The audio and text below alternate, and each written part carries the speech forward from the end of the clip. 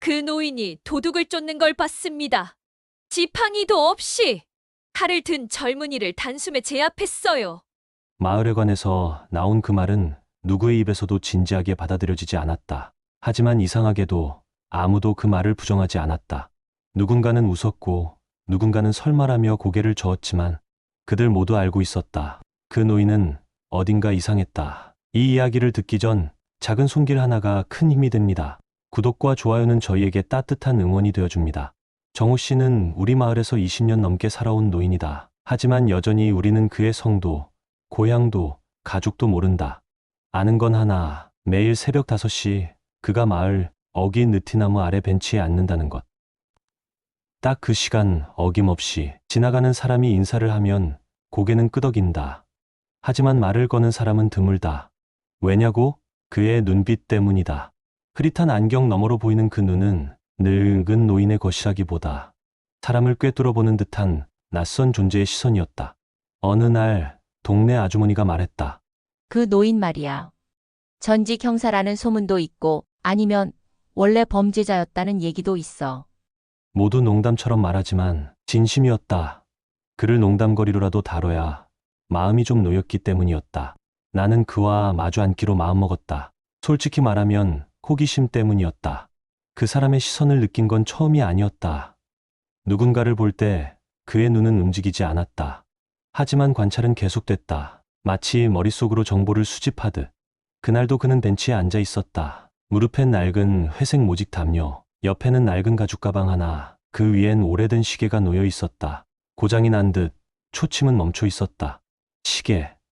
안 고치세요? 내가 물었을 때 그는 미묘하게 웃었다. 그 웃음은 대답이었고, 거절이었고, 기억이었다. 이 시계는 시간보다 오래 가는 걸 알려주지. 그가 말했다. 그 말이 무슨 뜻인지 이해할 수 없었다. 하지만 왠지 모르게 그 시계는 단순한 물건이 아니라는 생각이 들었다. 그의 시간은 멈춰 있었고, 그의 시선은 지금도 어딘가를 향해 계산하고 있었다. 혹시 이 마을에서 오래 사셨어요? 20년. 그 전에요? 그 전에 그는 고개를 갸웃하더니 다시 입을 다물었다. 질문은 그걸로 끝이었다. 하지만 대화는 거기서부터 시작됐다. 그날 밤 마을에 도난 사건이 벌어졌다. 교회 앞 자판기, 복지회관 뒤 창고, 그리고 편의점 뒷문. 작은 일처럼 보였다. 하지만 이상했다. 도난당한 세 곳 모두 정우 씨가 매일 바라보는 방향에 있었다. 그는 늘 같은 위치, 같은 자세로 앉아 있었다.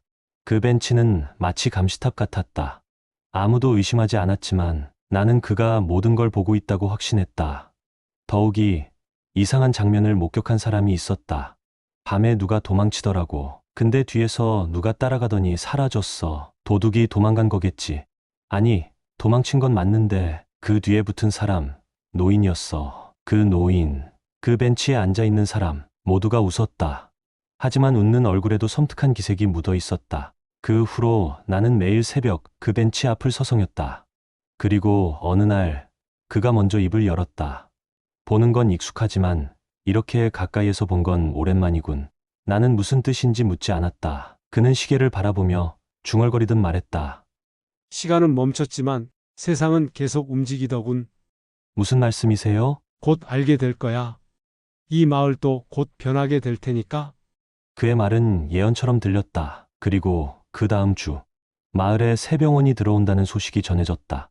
그 병원 앞에도 이상하게 익숙한 로고가 있었다. 어디서 봤더라. 그건 오래전 뉴스에서 불법 장기 매매 사건과 함께 나왔던 그 심볼과 똑같았다. 정우 씨는 그날도 시계를 들여다보며 말했다. 시작됐군. 그날 아침도 평소와 다르지 않았다. 정우는 늘 그랬듯 호숫가 벤치에 조용히 앉아 있었다. 하지만 오늘은 달랐다. 그의 시선은 복지관 입구에서 멈춰 있었다. 도심 속 조용한 공원, 호수 위로 아침 햇살이 은빛 물결을 만들고 아이들은 멀리서 킥보드를 타고 있었다. 하지만 정우의 시선은 단 한 곳, 복지관 뒤편 창고 문을 향해 고정되어 있었다. 그 문은 어제까지만 해도 굳게 닫혀 있었다. 하지만 오늘은 살짝 열려 있었다. 누군가 안에서 나온 흔적처럼 초록색 페인트 문에 미세한 손자국이 묻어 있었고 바닥엔 흙발자국이 어지럽게 찍혀 있었다. 정우는 아주 조용히 무릎 위 담요를 걷었다. 그 움직임은 마치 오랜 훈련을 거친 사람처럼 정확하고 매끄러웠다. 가죽 가방을 집어들고 그는 천천히 일어섰다. 나는 우연히 그 장면을 보고 있었다. 처음이었다. 늘 같은 자리에서 움직이지 않던 정호가 처음으로 복지관 쪽으로 걸어간 순간이었다. 그는 무언가를 찾는 듯, 하지만 표정 하나 바뀌지 않은 채 복지관 창고 앞에 섰다. 주변엔 아무도 없었고 나는 숨을 죽인 채 멀리서 그를 지켜보았다. 정우는 벽에 손을 대고 무언가를 느끼듯 쓰다듬었다. 마치 거기에 무언가 익숙한 감촉이 있는 것처럼. 그러곤 작은 종이 조각 하나를 주워들었다. 나는 그것이 무슨 쓰레기쯤 될 거라 생각했다. 하지만 그 순간 정우의 손이 멈췄고 그의 눈빛이 바뀌었다. 그는 웃었다. 굉장히 작게, 그러나 확실하게. 그날 저녁 복지관에서 또 하나의 사건이 벌어졌다. 아이들이 운동장에서 축구를 하던 중 한 아이가 공을 차던 발끝에서 작은 마약 포장지가 나왔다. 어른들은 떠들썩했지만 곧 장난일 거다, 버려진 쓰레기다라며 무마되었다. 하지만 나는 알 수 있었다. 정우의 발걸음이 그날 이후 달라졌다는 걸. 그는 단 한 번도 마약 이야기를 입에 올리지 않았다. 그저 그 다음 날도 평소처럼 벤치에 앉았을 뿐이었다. 하지만 이번에는 달랐다. 그의 시선은 더 이상 호수를 보지 않았다. 복지관과 그 옆 구석진 건물 벽을 보고 있었다. 그의 손은 가죽 가방 위를 천천히 쓰다듬고 있었다. 마치 그 안에 아직도 버리지 않은 무언가가 있다는 듯. 그리고 그날 밤 복지관 CCTV가 통째로 사라졌다. 그날 정우는 평소와 다르게 일찍 움직였다. 복지관 뒤편, 아무도 잘 가지 않는 창고 앞으로 갔다. 그 문은 보통 잠겨 있는데 오늘은 조금 열려 있었다. 문 옆엔 흙 묻은 발자국이 찍혀 있었고 페인트 자국엔 손자국도 남아 있었다. 정우는 조심스럽게 바닥에 떨어진 작은 종이 조각 하나를 주웠다. 겉보기엔 버려진 광고지 같았지만 그는 한참을 바라봤다. 그리고 종이 뒷면에 쓰인 글자를 천천히 읽었다. S17 0412 RCT. 그는 아무 말 없이 종이를 가방에 넣었다. 그 표정은 평소와 다르지 않았지만 눈빛은 아주 깊고 오래 멈춰 있었다. 그 눈빛 안에는 무언가를 기억해낸 사람의 침묵이 있었다. 정우는 그날 저녁 복지관 근처 낡은 창고를 다시 찾았다. 간판은 청소년 상담센터라고 적혀 있었지만 몇 년째 문을 닫은 상태였다. 그는 익숙한 손놀림으로 벽돌 사이를 눌렀다. 딸깍. 작은 소리가 나면서 벽돌 하나가 안으로 들어갔다. 정우는 주머니에서 오래된 열쇠를 꺼내 문 아래 자물쇠 구멍에 맞췄다. 열쇠는 부드럽게 돌았다. 철문을 열고 안으로 들어간 정우는 잠시 숨을 고르더니 안에 불도 켜지지 않은 어두운 공간에 그대로 서 있었다. 그곳은 그냥 창고가 아니었다. 책상 위엔 작은 노트북과 오래된 CCTV 모니터들이 있었다. 벽엔 낡은 복지관 설계도가 거꾸로 붙어 있었고 그 아래엔 손으로 직접 쓴 메모들이 가득했다.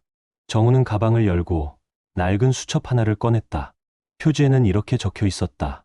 2013년 미추홀 사건 기록. 그는 조심스럽게 종이 조각을 꺼내 수첩에 끼워 넣었다. 수첩 속에는 오래전 실종된 고등학생의 이름과 당시 복지관에 근무하던 한 사람의 코드명이 적혀 있었다. S17.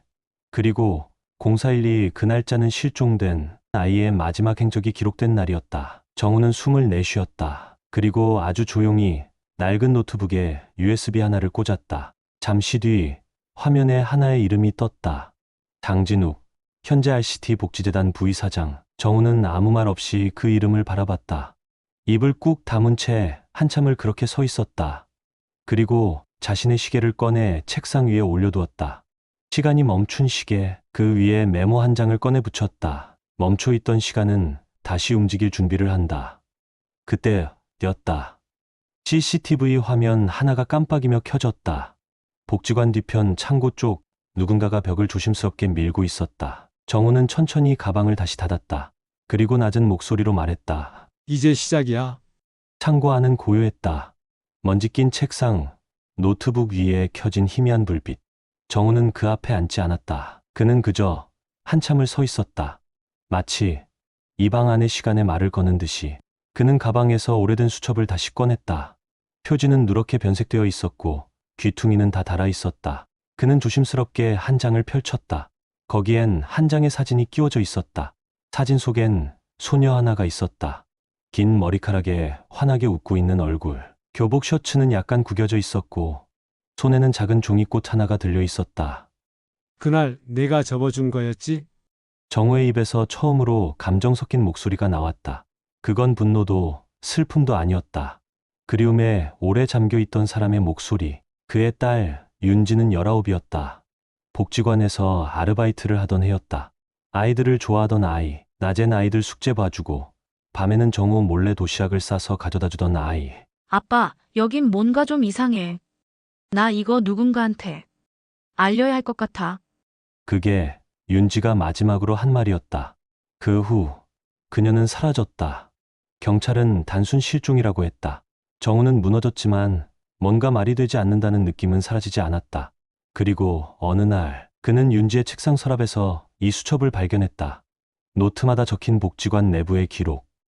누구와 어떤 이야기를 나눴는지, 어떤 물품이 밤에 들어오고 낮에 사라졌는지. 거기엔 분명히 무언가가 있었다. 하지만 정우는 당시 그 어떤 것도 움직일 수 없었다. 그는 그저 딸을 묻고 세상과 거리를 두고 매일 그 벤치에만 앉아 있었다. 그게 벌이라면 충분히 받았다고 생각했는데 정우는 조용히 말하며 수첩을 닫았다. 그는 시계를 다시 들었다. 멈춘 초침이 가리키는 시각은 오후 3시 17분. 윤지가 사라진 바로 그 시간이었다. 그 시계는 이후로 한 번도 움직이지 않았다. 배터리는 갈았지만 기계엔 이상이 없었지만 이상하게도 멈춰 있었다. 그는 시계를 바라보다 다시 조용히 가방에 넣었다. 그 순간 노트북 화면이 반짝였다. 새로운 메시지 한 줄이 떠 있었다. 물류실 재정비 공사 1호 담당 S17. 정우는 오래된 수첩에 적힌 날짜와 대조했다. 그리고 조용히 하지만 분명한 손길로 노트북 화면을 닫았다. 이제 그는 다시 벤치로 돌아가지 않을 것이다. 정우는 그날 평소보다 단정한 옷차림을 하고 있었다. 회색 셔츠에 검은 바지, 그리고 약간 낡았지만 잘 닦인 구두. 가방 안엔 수첩과 시계, 그리고 오래된 주민등록증 하나가 들어 있었다. 그는 마치 상담을 받으러 온 주민처럼 복지관 정문으로 걸어 들어갔다. 안녕하세요, 어르신. 어디 상담 받으러 오셨어요? 직원이 친절하게 물었다. 정우는 조용히 고개를 끄덕이며 말했다. 물류 담당자 좀 만나고 싶습니다. 아, 창고 쪽요? 오늘은 정리 중이라 안으로는. 잠깐이면 됩니다. 전달할 게 있어서요. 그는 주민등록증을 꺼내 보여줬다. 직원은 한 번 바라보더니 고개를 끄덕였다. 그럼 이쪽으로 따라오세요. 정우는 복지관 안을 걷기 시작했다. 벽에 걸린 복지 안내 포스터, 복도 끝 창고 입구, 그리고 CCTV의 각도. 그의 눈은 쉬지 않았다. 발걸음은 조용했지만 생각은 숨가쁘게 움직이고 있었다. 여기 창고입니다. 안에는 물건 정리 중이라 어수선할 수 있어요. 괜찮습니다. 정우는 아주 짧게 대답했다. 그가 문을 열자 안에선 젊은 남자 하나가 박스를 옮기고 있었다. 노란 조끼를 입은 남자. 이름표엔 임대호라는 이름이 적혀 있었다. 그는 정우를 힐끗 쳐다봤다. 어르신 여긴 들어오시면 안 되는데요. 전달할 게 있어서요. 정우는 조용히 한 장의 종이를 꺼냈다. 종이엔 단 하나의 문장만 적혀 있었다. S17-0412 나는 기억한다. 임대호의 표정이 굳었다. 그는 곧 아무 일 없다는 듯 웃어 보였다. 무슨 말씀이신지 모르겠네요. 그래요, 그럴 겁니다. 정우는 미소를 지으며 고개를 끄덕였다. 그리고 조용히 몸을 돌려 나왔다. 복지관을 나서는 정우의 눈빛은 다소 차분했다. 하지만 눈동자 깊은 곳엔 준비가 끝난 사람의 단단함이 있었다. 그는 다시 벤치로 가지 않았다. 대신 호수 너머의 오래된 공중전화 박스로 향했다. 수화기를 들고 천천히 숫자 5자리를 눌렀다. 상대는 받지 않았다. 하지만 그는 메시지를 남겼다. 코드명 S17. 현재 복지관 내부 확인됨. 0412 재정비 일정 연결. 계획대로 진행하겠다. 그리고 아주 작게 누구에게 들려주듯 혼잣말을 남겼다. 이제 숨을 곳은 없어? 복지관 지하실은 마치 세상의 다른 층처럼 조용했다. 정우는 다시 그 문을 열고 들어섰다. 불빛 하나 없는 공간. 그는 손전등을 켜지도 않았다. 어두운 복도는 그의 발걸음 소리만을 삼켰다. 창고 안 낡은 책상 위에 놓여있던 노트북은 여전히 멈춰 있었다. 하지만 정우의 눈은 화면이 아닌 책상 옆에 놓여있던 작은 금속 상자에 머물렀다. 그는 천천히 그것을 열었다. USB, 낡은 사진, 그리고 녹음 테이프 1개. 사진 속엔 두 사람이 있었다. 한 명은 어린 윤지, 그리고 다른 한 명은 바로 며칠 전 창고에서 마주친 그 남자. 노란 조끼를 입고 이름표엔 임대호라고 적혀 있었던 남자. 테이프에선 윤지의 목소리가 흘러나왔다. 여기 아빠 말고는 보여줄 사람이 없어요. 근데 그냥 지나칠 수가 없어요. 사람들이 밤마다 뭔가를 실어 나르는데 창고에선 비밀번호도 바뀌고 다들 무서워서 말을 못해요. 테이프는 거기서 뚝 끊겼다. 정우는 아무 말 없이 테이프를 다시 상자에 넣었다. 그 손길은 아주 조심스러웠고 그 얼굴엔 분노보다 긴 침묵의 그늘이 더 짙었다. 그는 USB를 노트북에 꽂았다. 화면엔 기록 재생 중이라는 문구가 떴고 잠시 후 복지관 내부 보안 카메라 영상이 재생되기 시작했다. 밤 11시 창고에 차량이 진입하고 두세 명의 인물이 바삐 움직이며 무언가를 내리고 있었다. 그 안엔 사람처럼 보이는 실루엣이 있었고 다급하게 열리는 문과 조명을 피해 이동하는 인물들. 모든 장면이 두 배속으로 빠르게 재생됐다. 그리고 화면 정지. 장진욱, RCT 복지재단 부이사장. 그가 차량 옆에서 무언가를 확인하는 장면이 또렷하게 찍혀 있었다. 정우는 그 영상을 그대로 외장하드에 복사했다. 그리고 그 위에 손글씨로 썼다.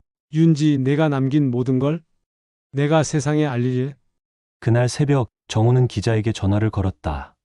윤지의 이름도 자신의 신분도 밝히지 않았다. 그저 사라진 아이들의 기록을 보냈다. 고만했다. 기사화하겠습니다. 출처는 비공개로 하겠습니다. 기자는 그렇게 말하며 통화를 끝냈다. 정우는 수화기를 내려놓고 천천히 벤치로 걸어갔다. 다시 예전 그 자리에 앉았다. 느티나무 아래 호수가 보이는 자리. 변한 건 없었다. 하지만 그의 얼굴엔 처음으로 긴장 없이 내려놓은 표정이 있었다. 잠시 뒤 복지관엔 수사관들이 들이닥쳤고 CCTV 복구, 장부 압수, 직원들의 조사, 모든 것이 하나씩 움직이기 시작했다. 정우는 그 모든 장면을 멀리서 지켜보고 있었다. 전혀 놀라지 않았다. 며칠 후 복지관은 운영을 잠정 중단했다. 뉴스에선 이렇게 말합니다. RCT 복지재단. 그 이름은 늘 선의와 기부, 사회공헌으로 포장돼 있었지만 그 뒤에 감춰진 건 오랫동안 조용히 작동하던 시스템이었습니다. 모든 건 윤지의 수첩 안에 있었고 나는 이제야 그 애가 보던 걸 똑같이 바라보고 있습니다. 임대우. 그는 장진욱의 오른팔이었고 복지관 물류 담당이라는 이름으로 밤마다 누군가를 옮겼습니다. 이제 그들의 가면은 벗겨졌고 그들의 건물엔 더 이상 빛이 들어오지 않습니다. 시간은 멈췄지만 윤지가 남긴 진실은 멈추지 않았습니다. 지역 복지기관을 가장한 인권 침해 사례라며 복지재단 내부 고발자가 있었다고 보도했다. 인터뷰에 응한 한 직원은 이렇게 말했다. 그분이요?